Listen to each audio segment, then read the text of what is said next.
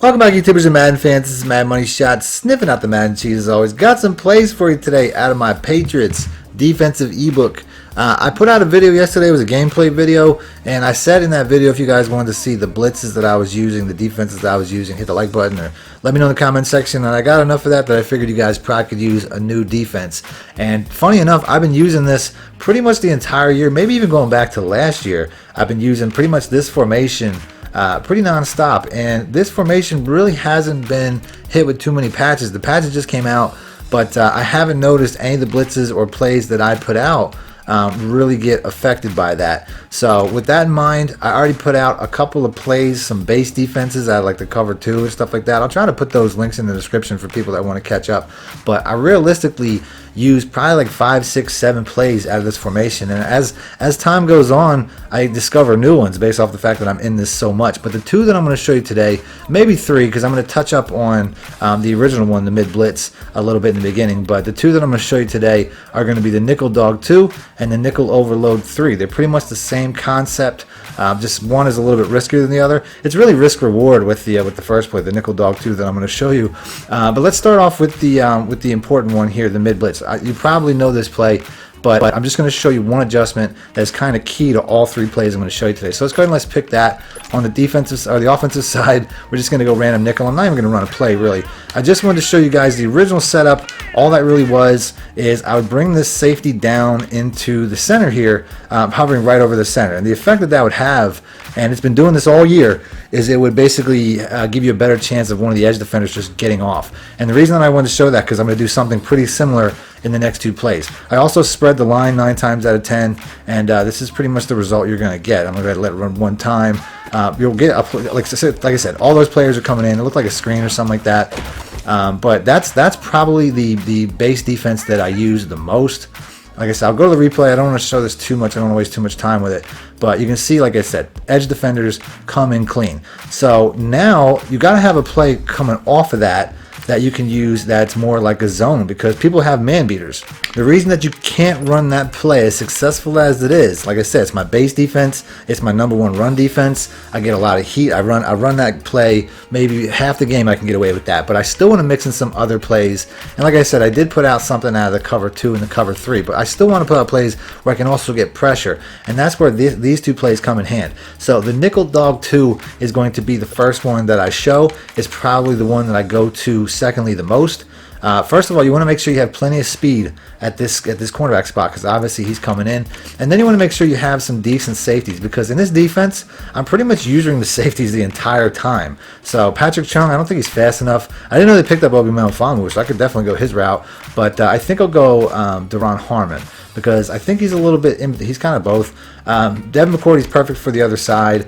You know what, I will switch it up. I'll go with Obi just because I've never used him. Other than that, you will get pressure off of this end, so make sure you got a fast defensive end here as well. And that's pretty much it. I also want to say, I mean, honestly, speed's important everywhere, but you want to have some speed at these middle linebacker spots too, because this is a pretty flexible base defense where you can do quite a few things. So let's go ahead and let's pick that.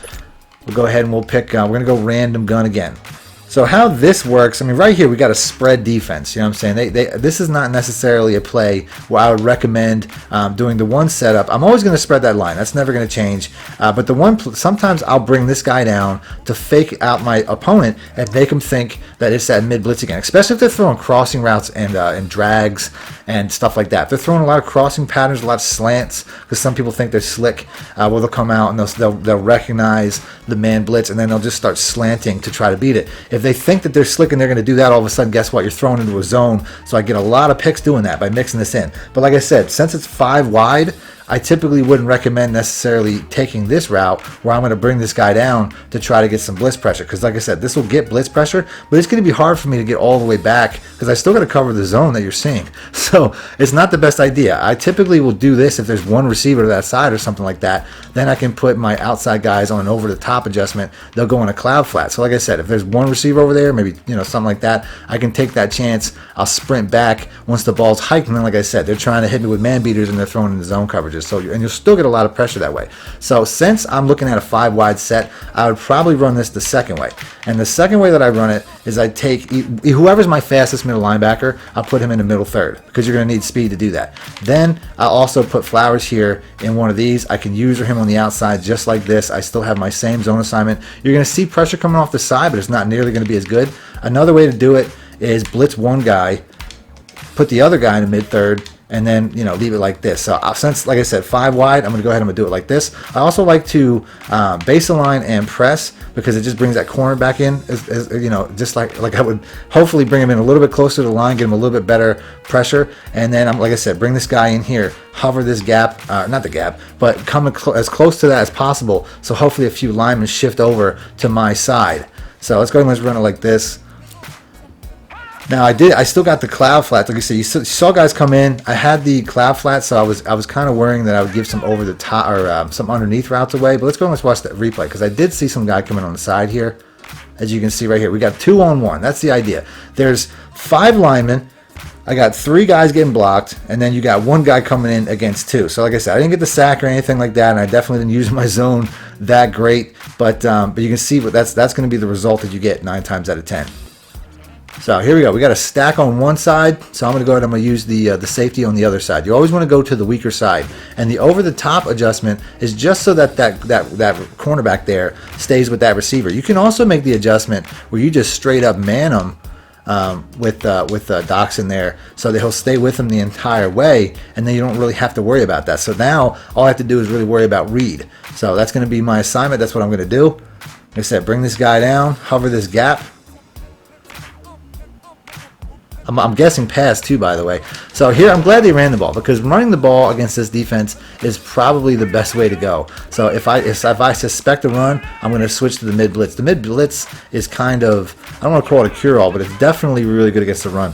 So here we have 1 tight end. That's going to be super easy. I'm obviously going to take the safety to that side, and I know all I really have to do is you know, follow that tight end back. So let's go ahead and let's do this.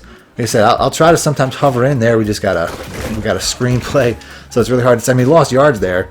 So here we go. Now we have a bunch. Since we got a bunch, I really want to cover closer to the line of scrimmage. So here in this scenario, I will be taking this guy down because, like I said, the real problem is how far away the receiver is from the line of scrimmage, not necessarily how many receivers. So I'll take this and I'll cover it all the way back.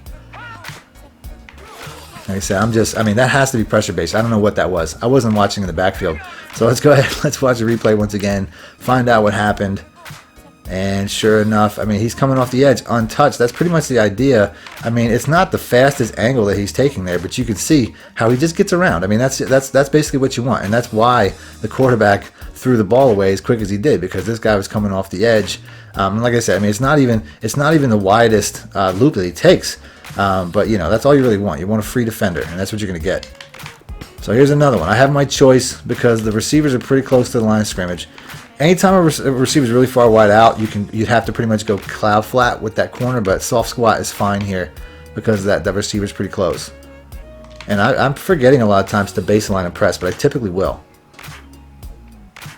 So waiting for the quarterback to hike the ball. There we go. Oh, and it's a run play. Like I said, these cover twos, the way that the linebackers drop back is not good against the run. That's the only thing. I mean, the computer, it handled it pretty well against the computer, but online, I would say that's not really the way to go. So here we're kind of spread out too wide for me to bring this safety down. You got 1 wide receiver all the way over where, you know, Doxson is. So this would be a real risk, but sometimes I'll do it like this. Like I said, you got a cloud flat, or at the very least, you know, just man this guy up so that if he goes deep, he's going to be covered by that corner. So we'll go ahead and we'll do this now. I'm pretty much just, you know, my assignment's pretty much the tight end read. And he gets pretty deep on it, gets rid of it to the checkdowns. That's pretty much all the computer's going to take, because he probably doesn't have time otherwise. So let's go ahead and let's watch the replay one more time. Like I said, I'm not watching in the backfield because I'm trying to cover my assignment. I don't want to give up any big touchdowns here. And then sure enough, the cornerback, like I said, I messed this up from the beginning because I didn't notice how far out he was because of the stack. But you can see how the cornerback gets in untouched. I just should have brought him in manually. That's the thing. You can see how he's starting all the way out here, which is why the pressure didn't come as quick. But the quarterback still got rid of it to the check down. So you can just imagine what would have happened if I'd have moved him in like I should have. Like I typically would have during, like in a real game. I want to stop grabbing me. Like I would in a real game, I'd have him right about here, which is like the ideal depth. For fuck's sake. Yeah, there we go. For like the ideal depth would be right around here. But when I baselined and pressed, I probably accidentally pushed them all the way out there. So like I said, fully flexible. Here's a scenario where we definitely want to take our fastest guy, drop him back. You know, and then we have, because you know, I'm dropping back that one guy into a middle third, but he's gonna act like a mid read until he gets back. So that's why it looks like you're kind of hollow in the middle, but you're really not. I'm going on hard flat again too. You're really not hollow in the middle. You really have plenty of coverage because he's just going to keep dropping back. He's taking away that mid. I probably should have jumped that route, to be honest with you. Let's take a look at the replay. That was right at me. I just took the safe tackle rather than trying to go for it like I might have in a game. But like I said, once again, this guy's coming around the edge. You know what I'm saying? That's the bottom line. He's going to come off the edge every time. If I decided to, you know, do like a lot of people do and let the quarterback be a blank controller, I'd be in that dude's ear every time. So you can see how it works. You know what I'm saying? Like I said, once again, I probably could have moved him in a little bit. But this is the ideal depth anyway, so he's making it happen. So that's it. I'm going to end it there. That's really 3 plays, but you know, the mid blitz, I mean, I didn't really go over that too much, but you definitely have at least 2 plays in this. If you guys want to see more defenses and more blitzes, hit the like button. I'll do that. Other than that, thanks for watching. Madden Money Shot out. Need more help or just want to show your support? Then head over to my Patreon and join my team, where you can get exclusive content like ebooks and bonus plays, as well as early access to my vids and more. Link in the description below.